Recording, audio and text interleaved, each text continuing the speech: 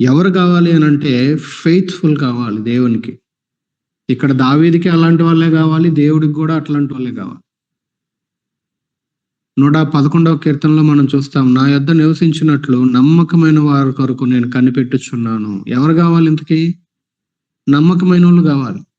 రేపొద్దున్న యేసు ప్రభు ముందు మనం నుంచుంటే ఆయన కూడా నిన్ను నన్ను చూసి అనాల్సింది ఏంటంటే, బలా బలా అద్భుతమైన అందగాడ అనాలా?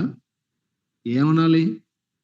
నమ్మకమైన మంచి దాసుడా, నమ్మకమైన వాడా అని ఒకవేళ మనం అనిపించుకోలేకపోతే మనం ఎన్ని చేసినా ఉపయోగమే లేదు. కొన్నిసార్లు ఈ మాటని ఎట్లా అర్థం చేసుకుంటారంటే, ఒకరోజు మనం చచ్చిపోతాం, లేదా ప్రభు వస్తారు, ఎప్పుడెప్పుడో కొన్ని రోజుల తర్వాత ఆయన ముందు నుంచుంటాం, అప్పుడు ఆయన అంటాడు అని. అది ఎప్పుడో తర్వాత జరిగే ఇన్సిడెంట్ లాగా చూస్తారు. కానీ ఏ రోజుకి ఆ రోజు ప్రభు మనల్ని, నిన్ను నన్ను బల నమ్మకమైన మంచి దాసుడా అని ఏ రోజుకి ఆ రోజు అనకపోతే ఒక్కసారే బల అంటాడు ఆయన? చెప్పండి.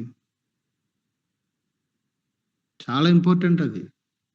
మనము బల నమ్మకమైన మంచి దాసుడా అనేది అప్పుడెప్పుడో తర్వాత ఎప్పుడో అనే మాటలాగా చూస్తే, అసలు ఏ రోజుకి ఆ రోజు, ఈ రోజు మన లైఫ్ ని బట్టి, ఈ రోజు మన బిహేవియర్ ని బట్టి, ఈ రోజు ముగింపుకు వచ్చేసరికి నిద్రలోకి వెళ్లే ముందు, ఈ రోజు మన లైఫ్ ని బట్టి దేవుడు బల అని అనకపోతే ఒకేసారి రేపొద్దున అంటాడా అంటే 100కి 100 పాళ్ళు అనడం.